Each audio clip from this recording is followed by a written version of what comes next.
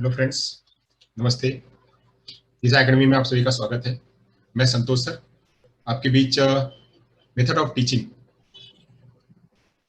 Teaching language क्या है इसके बारे में मैं ये टॉपिक लेके आया हूँ आपको समझाने के लिए।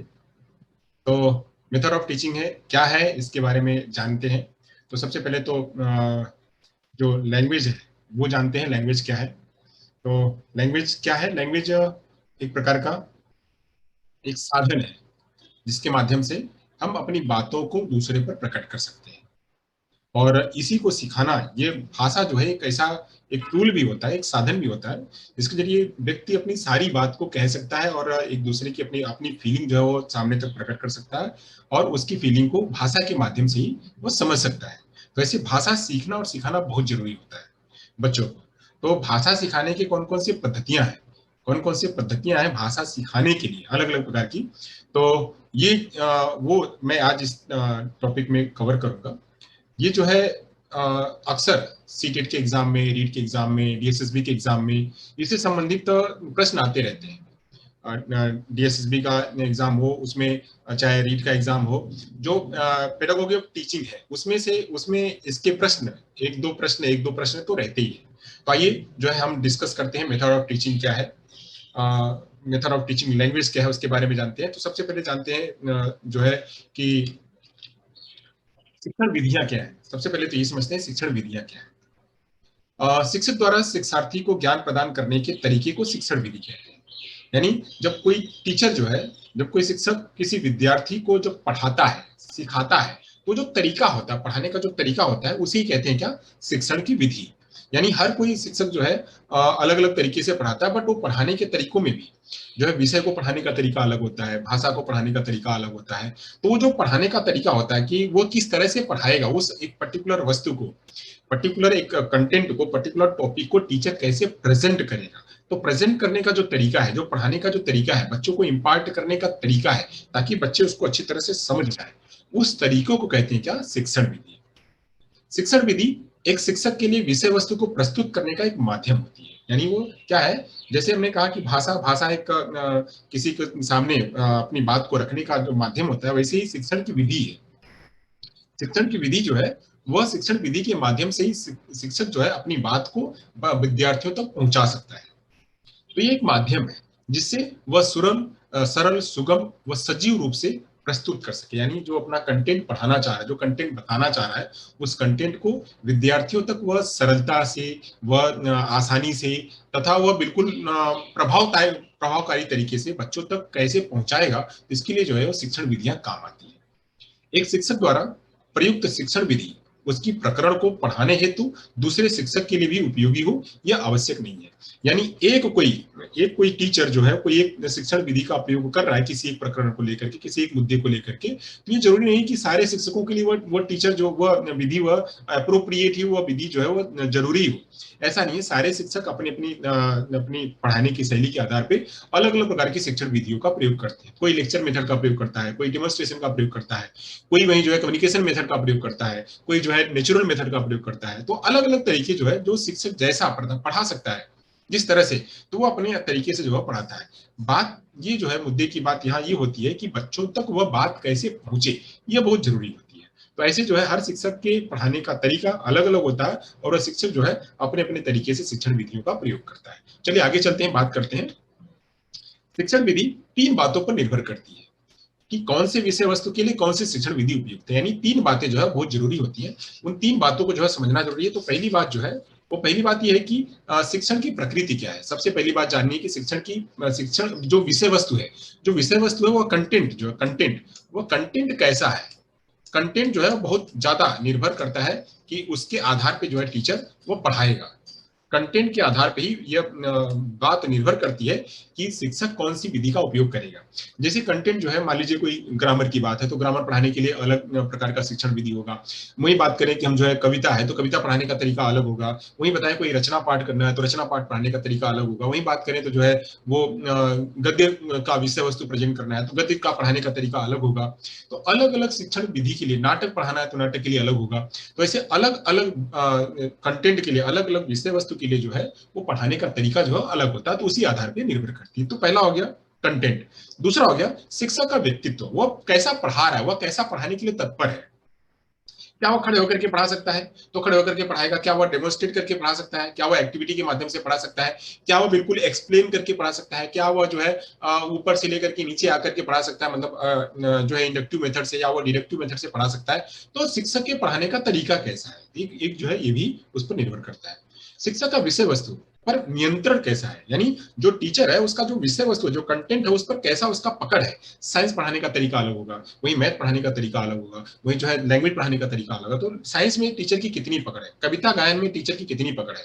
तो कविता गायन में अगर टीचर की पकड़ है तो कविता को जो है टीचर वहां पे एंड वो अभिनय करके भी पढ़ा सकता है, वहीं पे जो है उसको एक एक चीजों को समझा करके भी पढ़ा सकता है। तो अलग अलग पढ़ाने के तरीके जो है वह अलग होते हैं। तो शिक्षक जो है शिक्षक की विषय वस्तु पर नियंत्रण कैसा है जो है ये, और शिक्षक का व्यक्तित्व कैसा है ये, साथ साथ में जो है विषय वस्तु की प्रकृति कैसी है ये, इन तीन बातों पर जो है हम जो टीचिंग की मेथड है वो हम जो है अपनाते हैं। तो टीचिंग मेथड कैसे अपनाना है, टीचिंग कौन से टीचिंग के लिए कौन से विषय वस्तु के लिए कैसी टीचिंग होगी, और टीचर का व्यक्तित्व के आधार पर टीचिंग कैसी होगी, और विषय वस्तु का पकड़ जैसा उसके आधार पर कैसी टीचिंग होगी, इस पे जो है वो निर्भर करता है। चलिए आगे की बात करते हैं। जो है अब शिक्षण की विधियां देख लेते हैं। शिक्षण की विधियों के लिए अलग अलग जो है वो शिक्षा विधियों ने अलग अलग प्रकार की परिभाषाएं दी। तो जो है जॉन डीवी कहते हैं कि शिक्षण पद्धति वह तरीका है, यानी पद्धति एक प्रकार का तरीका है, क्या है कि जिसके द्वारा हम पठन सामग्री को व्यवस्थित करके निष्कर्षों की प्राप्ति करते हैं। यानी जब कोई टीचर जो है वो पढ़ाता है बच्चों को, तो पढ़ाने का जो तरीका है, वो पढ़ाने का तरीका है वह उसमें किस प्रकार की पठन सामग्री का इस्तेमाल करता है कि वो अपने टारगेट तक पहुंचे। तो ये जो है वो पद्धति एक प्रकार का तरीका है जिसमें बहुत सारे मटेरियल का इस्तेमाल करके जो है अपने निष्कर्षों तक पहुंचा जाता है। तो ये जो है वो जॉन डीवी कहते हैं। वही बाइनिंग क्या कहते हैं, बाइनिंग कहते हैं शिक्षण विधि शिक्षा प्रक्रिया का गतिशील कार्य है। यानी शिक्षण विधि क्या है, वो लगातार जैसे जैसे चलती रहेगी। जैसे अभी जैसे मैं आपके सामने जो प्रस्तुत कर रहा हूँ, तो मैं यहाँ पे एक तरह से समझिए तो मैं एक लेक्चर ले रहा हूँ और लेक्चर के माध्यम से मैं आपके सामने प्रस्तुत कर रहा हूँ। तो यहाँ पे सारी बातें कंटेंट जो है मैं कंटेंट आपके सामने रीड कर रहा हूँ। तो ये जो है यह लगातार एक स्लाइड के बाद दूसरी स्लाइड के बाद तीसरी स्लाइड, या एक कंटेंट को पढ़ाने का एक जो है कॉन्सेप्ट को पढ़ाने के बाद दूसरा कॉन्सेप्ट जो है बदल जाता है। तो ऐसे जो है क्या है, ये गतिशील प्रक्रिया है। तो ऐसे ही बाइनिंग जी कहते हैं कि शिक्षण क्या है, शिक्षण विधि एक गतिशील प्रक्रिया है। वही सरोज जी क्या कहते हैं, सरोज सक्सेना जी, वास्तव में शिक्षण विधि विषय सामग्री को छात्रों तक पहुंचाने का एक माध्यम है।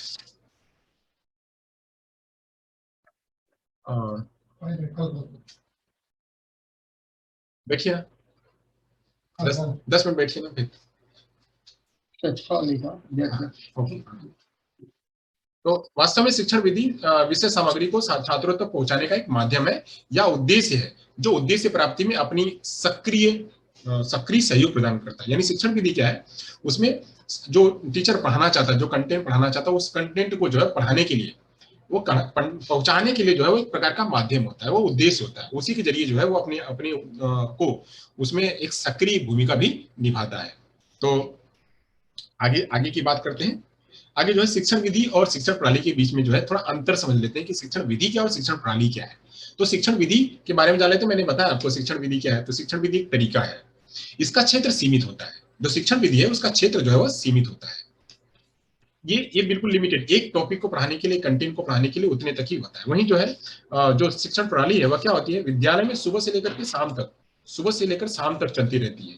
और वह उसी जो शिक्षण प्रणाली है उसी प्रणाली के आधार पर पूरा सुबह से लेकर के शाम तक जो है वह टीचर वहां पे प्रयोग करते हैं और वो गतिविधियां वहीं संचालित होती रहती हैं। अब जो बात करते हैं दूसरी बात, तो जो शिक्षण विधि है, शिक्षण विधि किसी शिक्षक विशेष के द्वारा पढ़ाए जाने का तरीका शिक्षण विधि कहलाता है।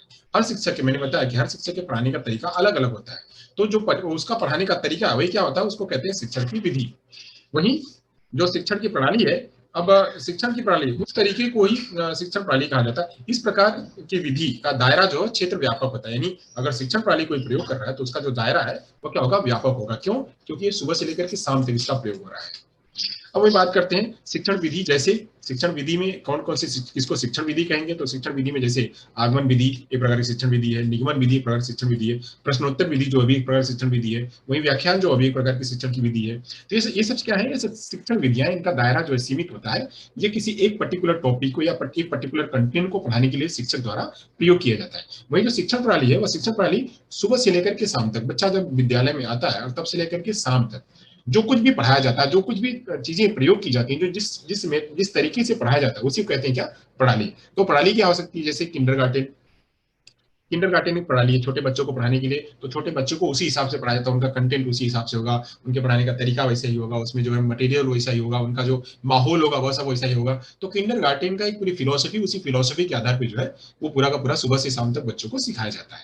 तो ये किंडरगार्टन हो गया। वही जो है मॉन्टेसरी में हो गया, मॉन्टेसरी भी वैसे ही है, बच्चों को सेंस के आधार पे सेंस ट्रेनिंग दे करके प्ले के जरिए वो बच्चों को वहां पे सिखाया जाता है। खेल मेथड भी जो है एक प्रकार का वही है। तो खेल मेथड में बच्चों को खेल के माध्यम से जो सिखाया जाता है। वही एक्टिविटी बेस्ड मेथड जो है, ये भी एक वैसा ही मेथड है जैसे बच्चों को सुबह से लेकर के शाम तक जो है कंस्ट्रक्टिव मेथड में वे में बच्चों को सिखाया जाता है। तो ये जो है वो शिक्षण की विधियां है, और ये जो है शिक्षण की प्रणाली है। तो होप आप लोगों को शिक्षण विधि और शिक्षण प्रणाली आप लोगों को समझा होगा। तो यहाँ तक जो है शिक्षण विधि और शिक्षण प्रणाली की बात समझ में आ गई होगी। तो आगे का जो है हम आगे का जो प्लान है वो हम आगे चर्चा कर लेंगे। तो